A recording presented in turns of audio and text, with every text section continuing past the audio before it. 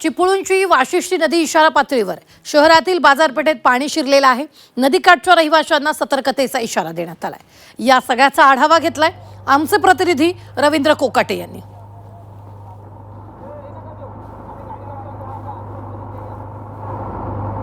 चिपळूणमध्ये पावसाची संततधार सुरू आहे। आपण सध्या आहोत वाशिष्ठी बाजारपूल या ठिकाणी आहोत। वाशिष्ठीचं पाणी आहे ते नदी पात्र पूर्ण क्षमतेने वाहत आहे, त्यामुळे वाशिष्ठीचं पाणी आहे ते सध्या बाहेर आलेलं आपण बघतोय। मच्छी मार्केटमध्ये पूर्ण हा जो रस्ता आहे पाण्याखाली गेलेला आहे आणि नदीचं जे पात्र आहे पूर्ण क्षमतेने वाहतंय, वेगाने वाहतंय।